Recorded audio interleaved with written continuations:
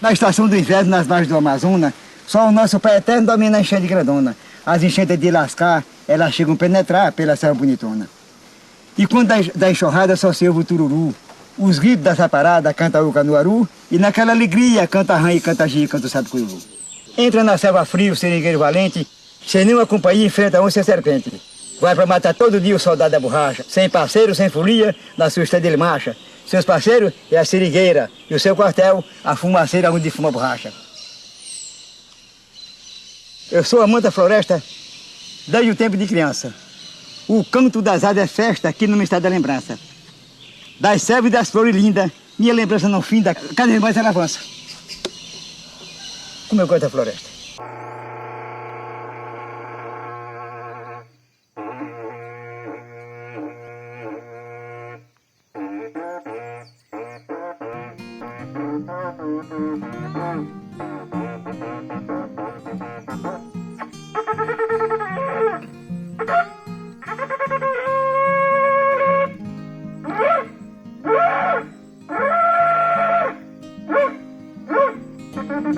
Olá amigos, o Sem Porteira está no ar. Hoje eu estou aqui sentado nessa terra que foi conquistada através do sangue, da luta desse herói. Você vai se emocionar com a história que eu trouxe para vocês hoje. O Sem Porteira vai contar em detalhes a história do Acre, do Chico Mendes. Vem comigo, porque o Sem Porteira está no ar. E o nosso programa hoje é um oferecimento da Selaria Sertanejo, lá de Sena Madureira, do meu amigo Romário. Lá você vai encontrar artigo para o seu cavalo, agrotóxicos para a sua lavoura, enfim, uma série de produtos para você. Selaria Sertanejo, meu amigo Romário. Oferecimento também das lojas de perfumaria, confecções Nízia, lá do São Francisco, ao lado da Casa Lotérica. Vai lá conferir, tá rolando muita promoção, hein? E você que quer ser um patrocinador do Sem Porteira, quer colaborar com o nosso canal, não deixe de compartilhar esse vídeo, mostre para os seus filhos, para os seus amigos.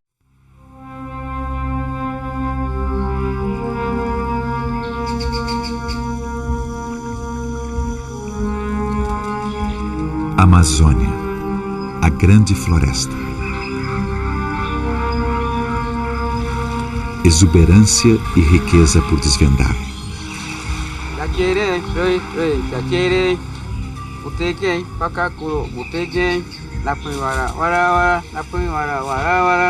Disputada por muitos povos, esta é uma terra que desperta paixões e desafia o homem que quer conquistá-la. Assim era o dia a dia do antigo seringueiro que a borracha produzia, pois esse bravo guerreiro descendo, subindo ladeira e riscando as seringueiras para conseguir esse dinheiro. Heróis conhecidos e anônimos.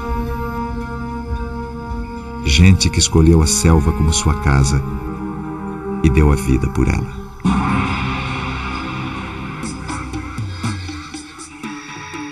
No coração da floresta, uma cidade foi recriada para dar vida a um capítulo importante da nossa história. Palco de batalhas decisivas, Puerto Alonso, no Acre, foi reconstruída especialmente para a gravação da minissérie Amazônia, de Galveza Chico Mendes. Achei que era muito urgente contar essa história, era uma urgência para mim, pessoal, e eu achei que o Brasil tinha que olhar para a Amazônia, e eu espero que essa minissérie resgate esse olhar, que é o fazer com que o Brasil olhe para a Amazônia. Descortinar uma história, uma brasilidade desconhecida, quer dizer, trazer um pedaço do Brasil que as pessoas não conhecem. Vai, Zé, já que você dá uma olhadinha para trás. A galera do outro lado aqui também pode, vai essa daqui, o que você tiver, da margem de cá. Esse mergulho da literatura, dos costumes, né, e principalmente a preocupação de contar bem a história. É a história do estado do Acre e da luta de um povo que desejava fazer parte do Brasil que iremos contar agora.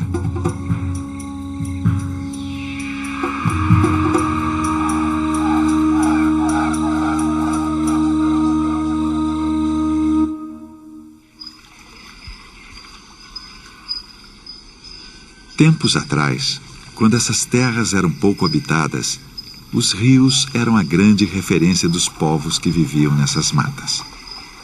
como todos os rios do Acre até hoje carregam esses nomes indígenas, como Juruá, Tarauacá, Envira, o rio Acre também tinha essa etimologia e chamava, na verdade, Aquiri, mas a versão mais aceita que seria Rio dos Jacarés.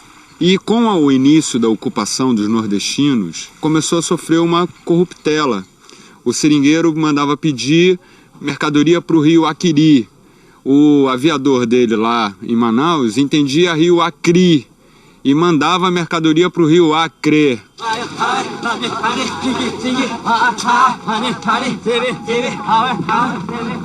Os índios foram os primeiros a ocupar a região, muito antes da chegada dos nordestinos na segunda metade do século XIX. Na verdade, esses índios estavam no Acre porque já estavam fugindo da conquista espanhola na calha do rio Amazonas. Então eles foram obrigados a subir o rio Juruá, Purus, Acre. Esses índios eles vieram resistindo à conquista espanhola do século XVI. Haviam aqui mais de 50 diferentes etnias indígenas, predominantemente no rio Acre e Purus, índios de língua aruaque, e predominantemente índios de língua pano no rio Juruá. Mas também tinham outros grupos que desapareceram completamente a partir desse processo de ocupação, bem como índios de língua tacana que migraram para o norte da Bolívia e saíram do Acre definitivamente. A população indígena na Amazônia, existem indícios de que ela existiu aqui há mais de 30 mil anos antes de Cristo, estavam aqui. Então, quando esses seringueiros, esses nordestinos chegaram aqui na região acreana, esses povos já estavam aqui. Quando o barco quebrou, eu achei que a gente não chegava nunca mais. Sarará é um passarinho. É um passarinho verde que nem sinhaçu, viu? Bem verdezinho, do mato, né?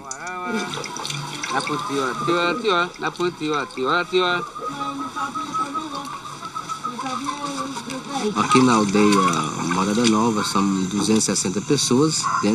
Mas nós temos mais 3 aldeias fora daqui da aldeia maior, né?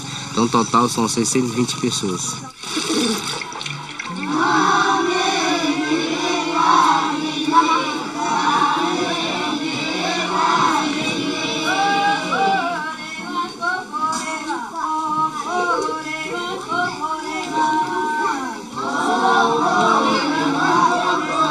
Nossos antepassados, nossos avós cantavam, aí nós aprendi.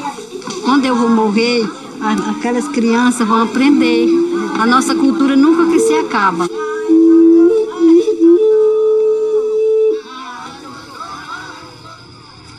Já no século XVII, viajantes descobrem a existência de estranhas bolas utilizadas pelos índios e que saltavam quando jogadas ao solo. Foram os índios que ensinaram aos portugueses o manuseio da borracha. Com a Revolução Industrial, a borracha da Amazônia passa a ser requisitada pela nova indústria automobilística da Inglaterra e dos Estados Unidos. As terras do Acre se valorizam pela alta qualidade da sua borracha. Quando se descobre o látex como matéria-prima, né, fundamental aí para esse impulso da segunda revolução industrial, e aí se entende que então é necessário, e aí é que desperta, né, a Bolívia se dá conta de que estava deixando aquele território à mercê dos brasileiros. E como vai o clima no Acre? Tenso. Por aqui o que se sabe é que os bolivianos estão preparando uma expedição militar de ocupação. E vão por terra. O governo brasileiro não deu autorização para que os navios de guerra trafegassem pelo Amazonas. Orlando, nós não vamos entregar o Acre.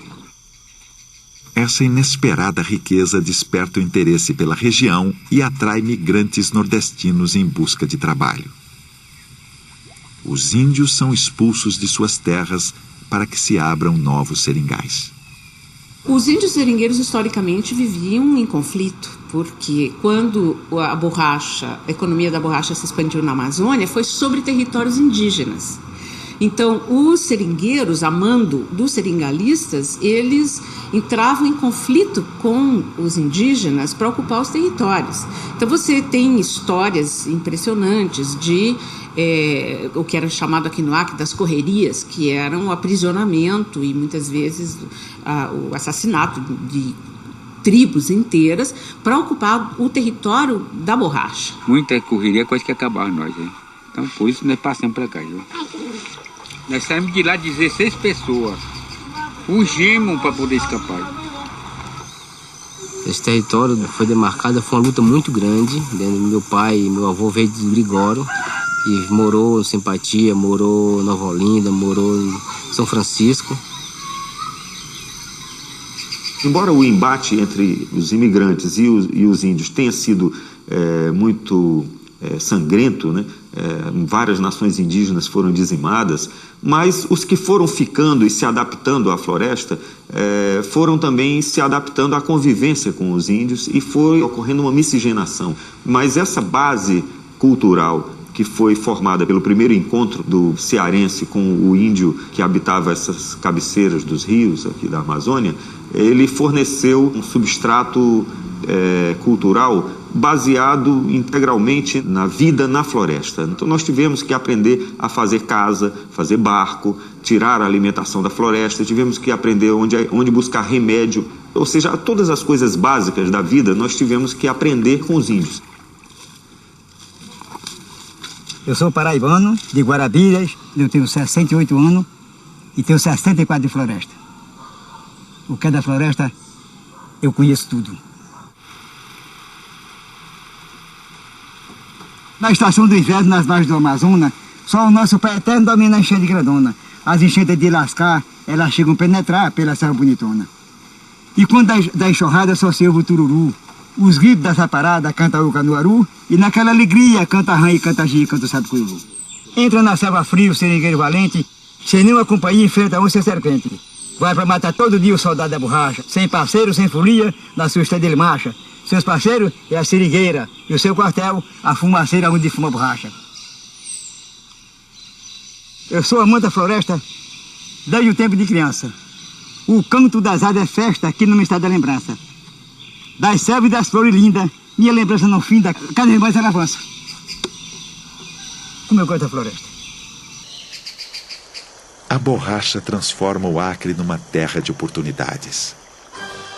A ilusão de enriquecimento rápido atrai artistas, comerciantes e trabalhadores de várias partes do mundo. Em termos de dimensão amazônica, o Acre ele é pequeno perto do resto, mas na realidade o Acre representava 50% da produção de borracha amazônica, né? O mesmo que produzia Pará e Amazonas juntos. Então isso exacerbou uma cobiça muito grande em cima da borracha, que, como dizia o Gilberto Freire, o ciclo da borracha significou um acúmulo de fortuna só comparável aos marajás do Oriente. Além de portugueses e italianos, sírios e libaneses também chegam em massa, aproveitando o súbito crescimento do comércio.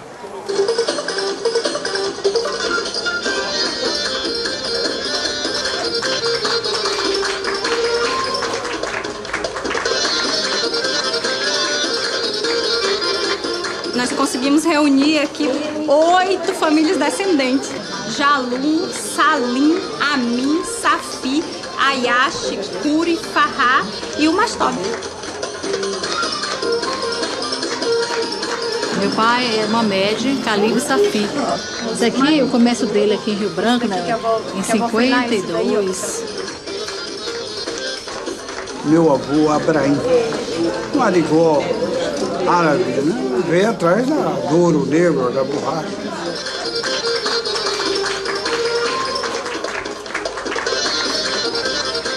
Minha mãe veio com 2 aninhos de idade, casou com um cearense, aí misturou tudo, né?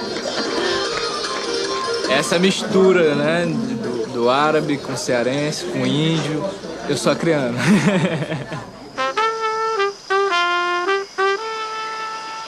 A Bolívia, percebendo o potencial dessas terras, resolve exigir o reconhecimento delas como de sua propriedade. Esta cidade se llamará Puerto Alonso. Quando os bolivianos chegam efetivamente para essa exploração dos seringais, os brasileiros já estavam aqui há mais de 15 anos. E havia uma grande maioria de brasileiros habitando na região. Mas em 1899, no finalzinho do século, vem para cá uma missão boliviana e estabelece aqui próximo uma aduana, que ele chamou de Puerto Alonso, e começa a cobrar impostos sobre a borracha, uma vez que esse era um território efetivamente boliviano. Tão logo se demonstrou que essa ocupação boliviana podia trazer problemas graves, como perseguição de brasileiros, ameaças à propriedade desses brasileiros na região, se organizou então uma insurreição que expulsa pela primeira vez os bolivianos desse território. O rio Acre leva ao Amazonas, o Amazonas leva ao mar e o mar leva ao mundo. O Acre é nosso! Viva o Brasil! Viva o Brasil! Viva o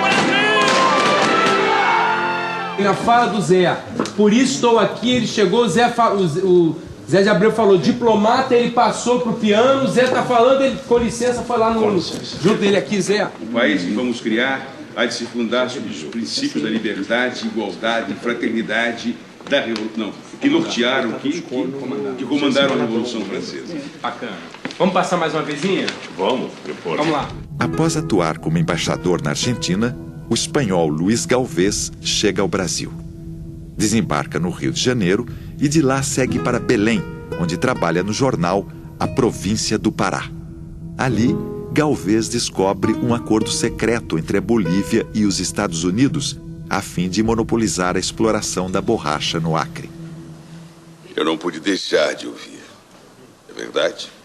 Estão negociando as terras do Acre. E, na realidade, ele toma conhecimento do acordo lá do Anglo-Bolivian Syndicate, né, do acordo corporativo capitalista em torno do arrendamento, da venda do Acre para esse consórcio capitalista. E ele denuncia isso, é público e notório, tem documentação, tem jornais da época com manchetes assim, e ele denuncia isso e daí ele é convidado a ingressar na Junta Revolucionária do Acre, vem aqui, funda a República Independente do Acre. Se não podemos ser brasileiros, também não seremos bolivianos. Se a pátria não nos quer, vamos criar uma pátria. Viva o Estado Independente do Acre! Eu tinha uma impressão a respeito do Galvez muito do lado picaresco, quer dizer, do lado Casanova. Mas a partir da leitura do texto da Glória, eu descobri uma pessoa com grandes convicções políticas. Ah, mas como fala bonito. Benza a Deus, benza a Deus. Ele era um diplomata, um homem culto que falava várias línguas e, de repente, também tinha no currículo muitos duelos com maridos por causa de mulheres casadas. Então, toda essa página que não recomenda foi muito utilizada pelos inimigos dele na hora em que ele estava no Acre tentando construir um país. Eu acho talvez uma personalidade muito interessante porque ele é um homem que se supera, que resgata coisas dentro de si. Quando ele se viu diante do momento histórico, ele soube corresponder a esse momento. Pelos registros que nós temos do período dele aqui no Acre, ele efetivamente organizou realmente o território e conseguiu trazer grandes avanços a essa sociedade que até então não tinha nenhuma lei. Então ele começa regulamentando a exploração da borracha para evitar o esgotamento das árvores, ele cria escolas, ele faz correspondências em francês para as principais embaixadas do mundo inteiro pedindo o reconhecimento do Estado Independente do Acre.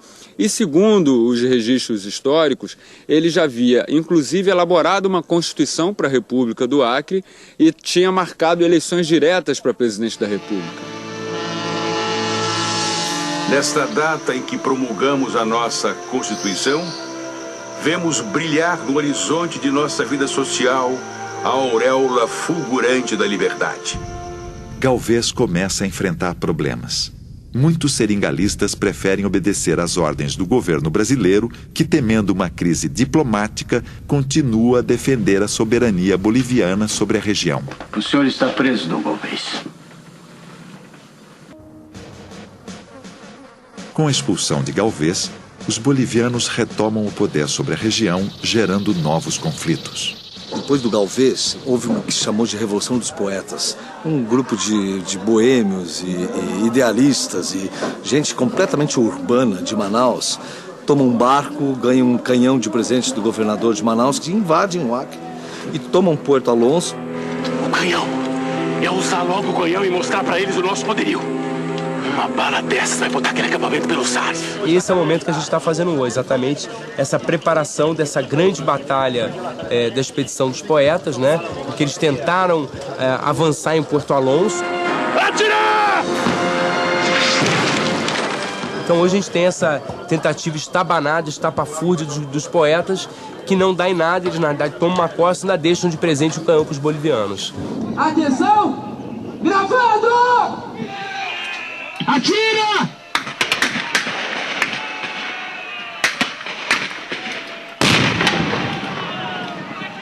Ok, recarrega todas as bombas. O governo do Amazonas envia então uma nova expedição ao Acre.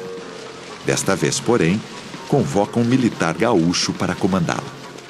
Naquela época, a Amazônia, o Acre, enfim, Manaus, era a grande promessa de riqueza, novas terras, né? E ele, como agrimensor, enfim, era um bom campo de trabalho para ele. Ele vai para o Acre, fica um tempo e começa a se envolver, começa a entender politicamente toda a situação do Acre em relação à Bolívia. Então ele é convidado pelos coronéis para comandar uma nova revolução. Um homem que lidera um exército do nada, que consegue arregimentar pessoas para que aquelas pessoas morram por um ideal, é um disciplinador com rigor, mas também tem que ter uma empatia, também tem que ter uma sedução e uma coisa que as pessoas acreditem nesse cara, nesse homem, e sigam esse homem para a morte, se for preciso. Gosto de brigar de longe, não. O ataque final termina com a vitória dos brasileiros. É o fim do sonho dos bolivianos de permanecer naquelas terras.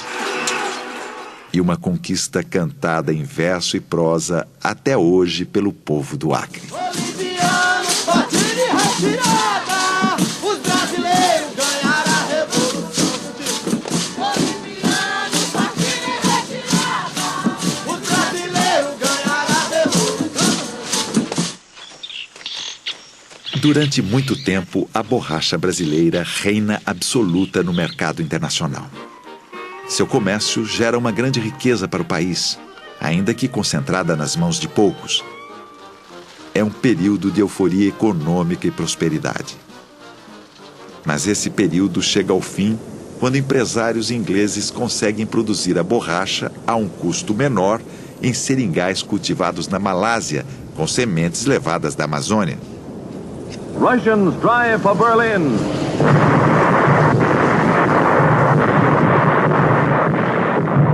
O governo reconhece o estado de guerra entre o Brasil e as potências do eixo. Logo no início da Segunda Guerra Mundial, o Japão se apossa dos seringais ingleses da Malásia, deixando os países aliados sem matéria-prima para a produção de pneus. Os Estados Unidos incentivam o Brasil a retomar a exploração da seringa. Tem início um novo ciclo da borracha na Amazônia. Brazil's Amazonian rainforest brings the fruits of its harvest to the state.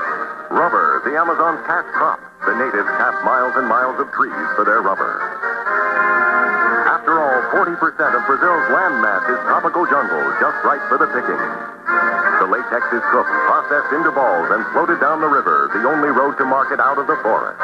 Those 100-pound balls of Brazilian rubber are melted down and made into all kinds of products.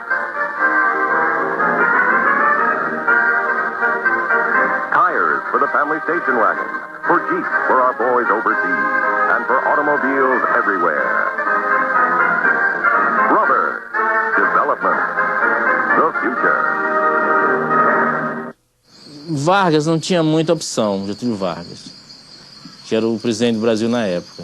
Quando ele viu que realmente os aliados estavam ganhando a guerra, ele fez os acordos de Washington com os Estados Unidos para produzir 500 mil toneladas de borracha nesse período. O Estado entrou convencendo e tornando obrigatório a ida para a Itália. Aquele que não quisesse ir para a Itália via para o Acre, para outra frente de batalha que era com a Floresta.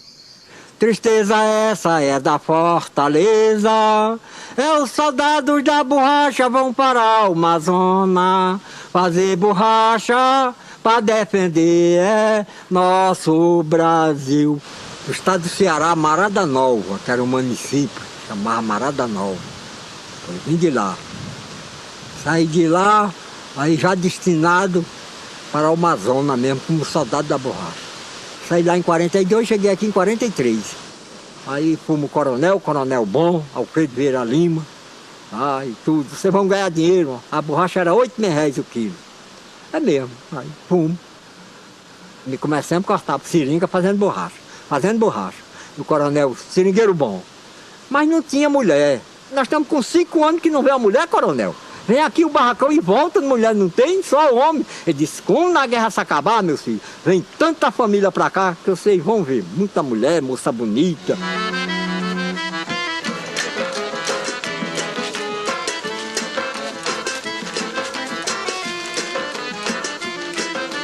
Metido em Tropical Maracanã, Gazimir Aurora e Linha Alandrez. Pra dançar homem com homem. Coisa mais triste não se vê uma mulher. E as poucas que tem nem aparece pra gente. O coronel disse que dessa vez ia trazer. Vamos dançar, doutor? E tem jeito? Bora.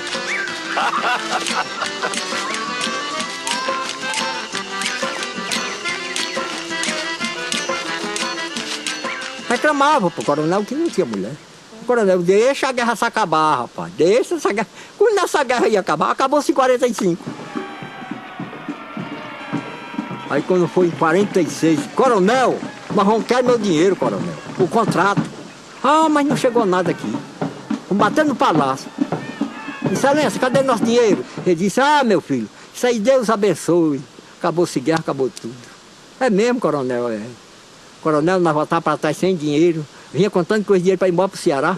Eles foram vítimas de um engodo oficial, pode-se dizer assim, não é? O governo fez uma propaganda enorme para recrutar esses soldados com a promessa de que eles estavam como se indo para a guerra e que eles teriam todas as vantagens e os benefícios que seriam dados aos pracinhos que estavam indo para a Itália.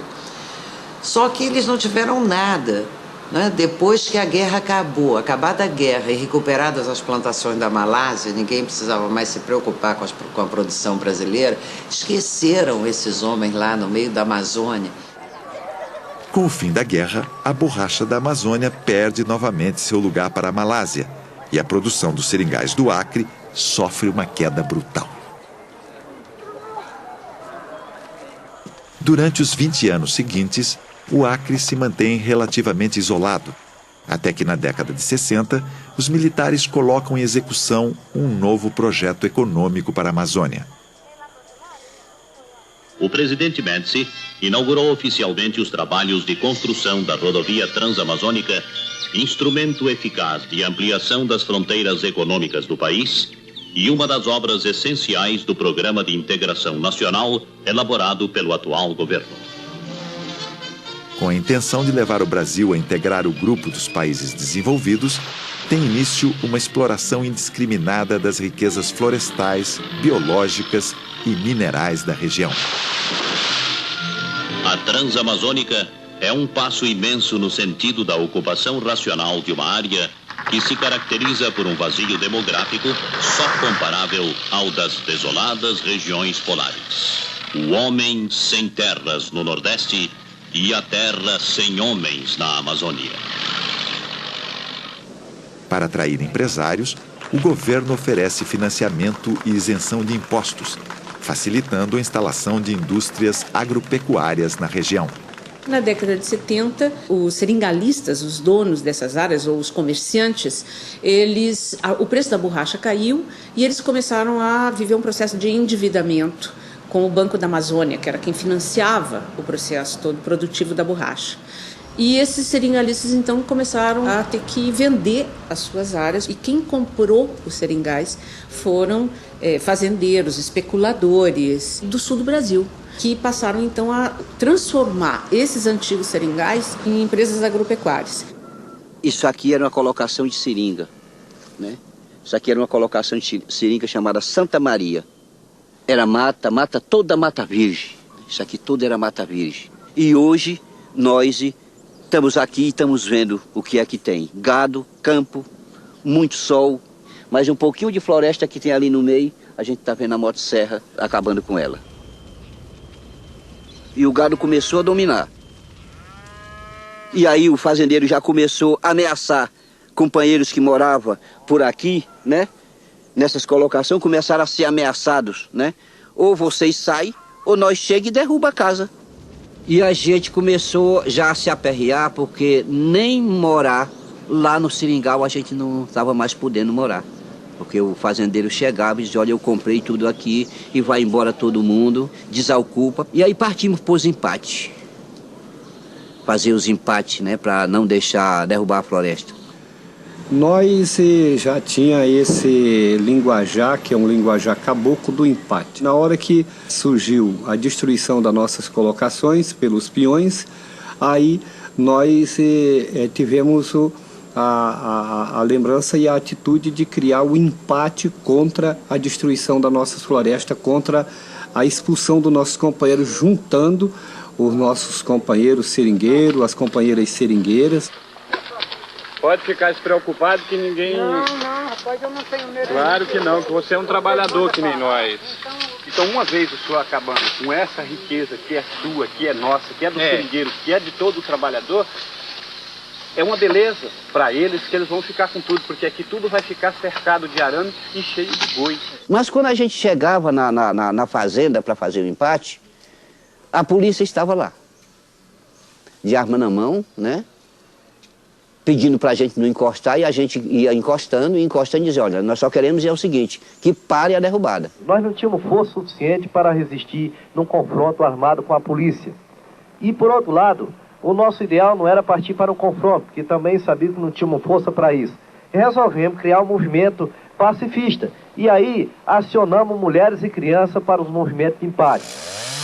Derrubando a floresta, eles não teriam mais como viver. Então, eles acabariam perdendo o direito de posse. Então, o empate foi uma manifestação espontânea desses seringueiros de dizer, bom, nós temos direitos e se nós deixarmos que a floresta caia, nós vamos perder a oportunidade de continuar morando aqui. A floresta ficando de pé, os nossos direitos podem ser reconhecidos. E aí a gente se achou com necessidade de fundar exatamente o Sindicato dos Trabalhadores Rurais de Chapuri, em 77, né? Junto com o companheiro Chico Mendes, né? O companheiro Raimundão. Ao perceber o grau de organização desses grupos, os fazendeiros passam a apontar suas armas para os líderes do movimento. Os caras andavam dizendo assim, tem que matar o Sabá. Nós temos que pegar eles, porque ele é a liderança de lá, é o cara que faz, que convida o povo para fazer empate, não sei o que, que mantém os contatos, né? Mas eles diziam que, de qualquer maneira, queriam pegar o menos um da minha família, né? Que era para destabilizar, com certeza ele achava que ia destabilizar, né? Eu ia esvorecer da luta e tal. Isso fizeram com meu filho. Aí recebeu um tiro de espingarda, né? Mas por felicidade, o cabra errou. Qual é o braço? Tá aqui. O tiro pegou aqui. Eu comecei a participar dos empates na época, eu tinha 15 anos, né? Aí foi 15 anos, aí foi 16 anos, foi 17 anos. Chico na época era vivo ainda, né? No final da década de 70 é criada a União dos Povos da Floresta, reunindo seringueiros e índios. Naquele momento nascia uma sensação de que nós devemos nos defender. Então, entre índios e seringueiros passou a predominar um entendimento e muitas questões, muitos conflitos do passado foram sepultados, né? O índio, apesar de ter sido massacrado pelo branco, começou a entender que o seu verdadeiro inimigo não é o seringueiro, mas são realmente os patrões dos grandes latifundiários. E foi exatamente com esse pensamento que acaba de se selar a aliança dos povos da floresta, a aliança dos índios e seringueiros. Eu vi muito Chico nas assembleias indígenas, todas elas que eu acompanhei aqui na década de 80. O Chico não perdia uma das assembleias indígenas, além de conhecer algumas terras. Nós queríamos era defender a floresta, né?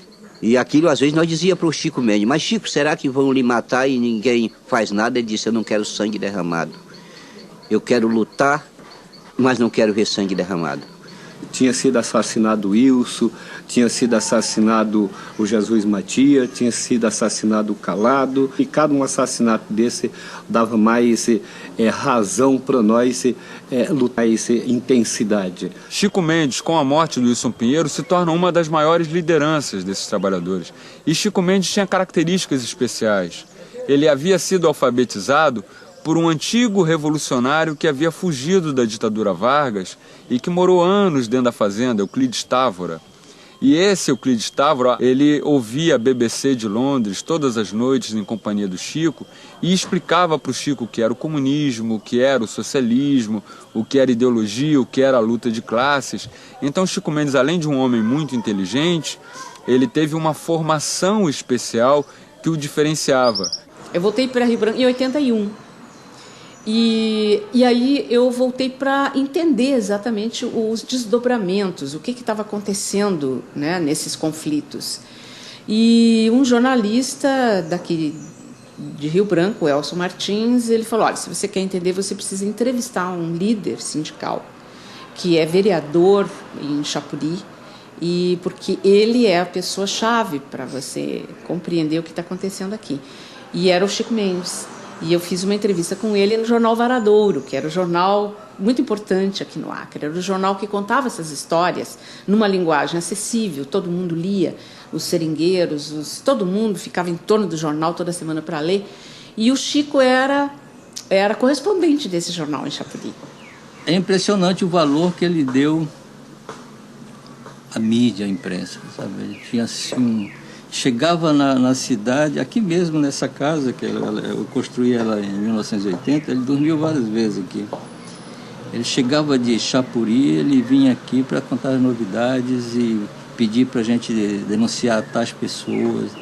Ele percebeu muito cedo que existia nas cidades pessoas que podiam apoiar a luta deles, incorporar a luta deles, entendeu? E ele saiu catando essas pessoas na universidade, na imprensa, na igreja, nas organizações não governamentais que começavam a chegar. Eu senti tão forte a injustiça que se cometia contra os verdadeiros habitantes da floresta e tudo, que eu joguei na lata do lixo aquela ideia de isenção, sabe, jornalista. Não. Tinha tanta gente do outro lado contando a outra versão, que era preciso ter pelo menos um contando a versão do lado dele, né? Para vocês terem uma ideia, no ano passado, mesmo com toda essa resistência, foram queimados na Amazônia 20 milhões de hectares de floresta. Se isso continuar, daqui a 10 anos, a Amazônia será um deserto. E quando terminou a entrevista, ele falou assim, olha, nós vamos ter uma grande reunião em Chapuri na próxima semana, você não quer ir e ver o que está acontecendo lá? E eu fui. E fiquei muito impressionada, porque, diferentemente do que eu havia pesquisado num seringal de profunda injustiça em relação aos seringueiros, em Chapuri era uma enorme mobilização. Os seringueiros estavam no sindicato, eles estavam fazendo os empates, eles sabiam todo o desmatamento onde estava acontecendo. E uma vez numa reunião, um seringueiro levantou-se e disse, por que não fazem com a gente da mesma maneira que fazem com os índios? Demarcam um entorno de uma terra e eles se organizam lá dentro. Pode demarcar uma reserva extrativista para nós e a gente lá dentro sabe se organizar. Então o Chico Mendes, que estava na reunião, e a Maria Alegrete, antropóloga, que assessorava ele, se olharam e disseram, olha, é a proposta. Nesse encontro, em 85, eles decidiram que eles queriam uma reforma agrária que mantivesse intacta a floresta, que reconhecesse os direitos de posse, mas como um território, e não como lotes individuais. e que o Estado fosse responsável pela proteção.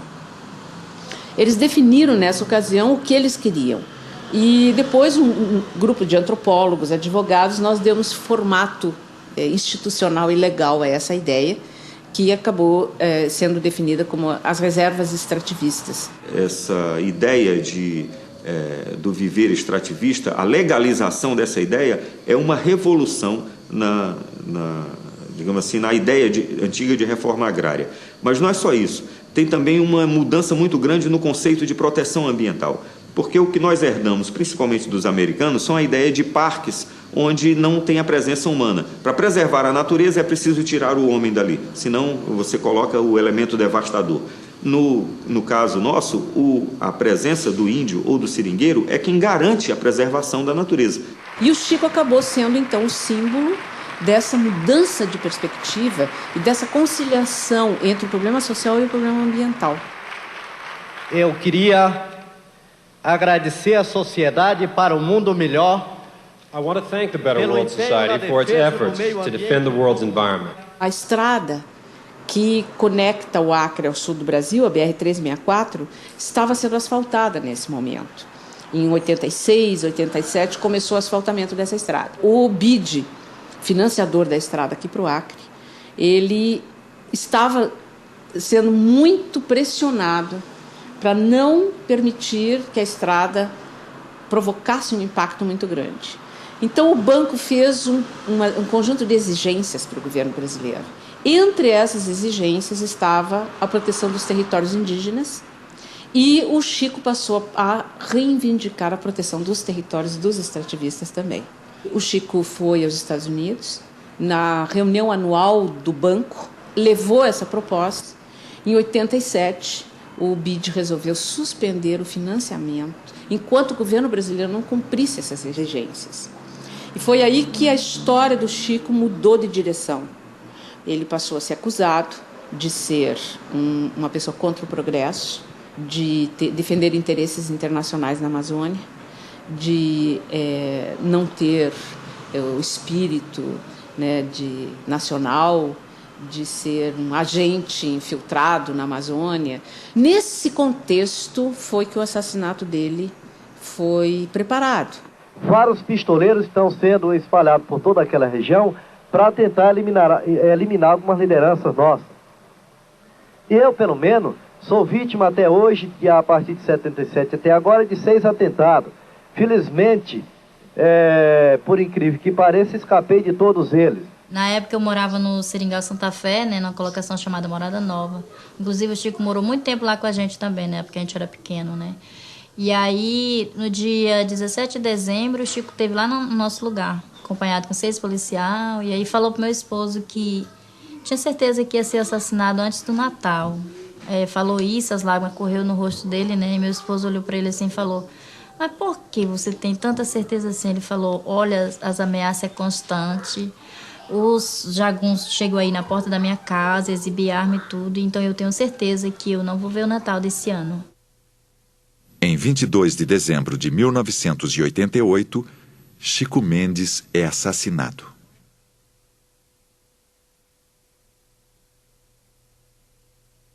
Eu prometo, diante do sangue do companheiro Chico Mendes, que eu vou dar continuidade ao trabalho que ele fazia. Depois que eles tiraram a vida de Chico Mendes, pensando que eles iam ficar com arco na mão, para eles foi pior, porque tiraram a vida de Chico Mendes e aí a luta fortaleceu mais ainda. Sem dúvida, nós perdemos muito com a morte do Chico. Perdemos uma liderança com uma capacidade de articulação inigualável.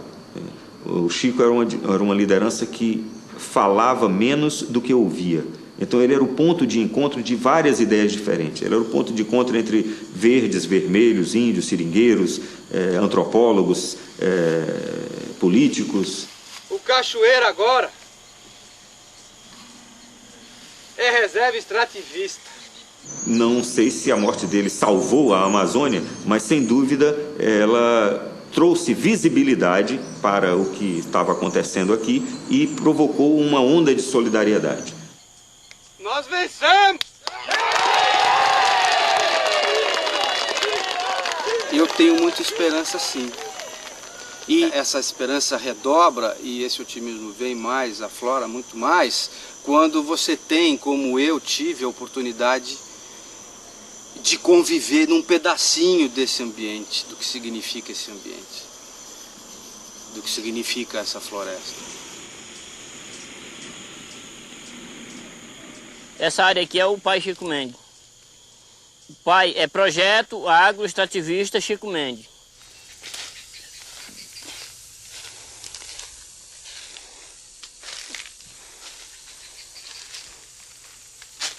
Essa é uma samaúma. O pessoal dá um outro nome para ela que chama Rainha da Floresta. O caboclo está indo na floresta, está com sede, o galho maior dela, ela aponta para onde está a água mais próxima. E isso o caboclo sabe, nós sabemos isso muito bem. Então uma árvore como essa, que é muito procurada pelos madeireiros para fazer celulose, para fazer laminado, para fazer caixarias, mas uma árvore como essa fica a vida inteira aqui. De azedeira, mas eu chamo de orelha de anta, é um nome popular. E ela tem bastante água na textura da folha. E não precisa de eu carregar corote d'água na floresta. Eu pego a folha e posso mastigar, aglutina a água e jogo o bagaço da folha fora. Esta é uma fava orelhinha, é uma das espécies que a gente utiliza já para venda também. Entrou. É uma espécie nova que foi descoberta porque as pessoas só conheciam 4 espécies no mercado, que era o mogno, a cerejeira, o cumaru-ferro e o cedro. Hoje tem uma variedade. É um pouco de madeira, um pouco de castanha, um pouco de borracha, um pouco de açaí, um pouco de mais alguma coisa, com mais o seu fundo de quintal e o seu sistema com banana, abacaxi, mandioca, arroz e feijão. E você faz a sua sustentabilidade. Antes eu não pensava assim, eu pensava em mim. O meu pai pensava nele, não pensava em mim. Hoje eu já penso no meu filho. E eu tenho certeza que o meu filho vai pensar muito mais nos filhos dele. Nós vamos fazer um trabalho de pesquisa sobre a origem da nossa comunidade. Como é que os pais de vocês vieram parar aqui no ano de 2001? Surgiu essa ideia de nós fazermos uma aula mais voltada ao meio ambiente. Ou seja, seria a aula dentro da própria floresta. Um laboratório vivo. Essa aqui é jutaí. O fruto dela serve para o veado comer, a cutia, a paca, e a casca dele, o chá da casca. Vai anotando. Serve para gripe. E a água, que chama vinho, é o melhor remédio para anemia. As crianças estão aprendendo com os pais. Porque não somos nós que damos essa aula, são os pais, né, que ministram a aula. Então é o momento em que a gente tem aí a combinação de metodologias tradicionais e a informação tecnológica que nós normalmente utilizamos. Só dali para cá nós descobrimos mais de 60 espécies de plantas medicinais. Esse aqui é o coco do murmuru. Esse aqui é a solva. Esse aqui é a frutinha do torém.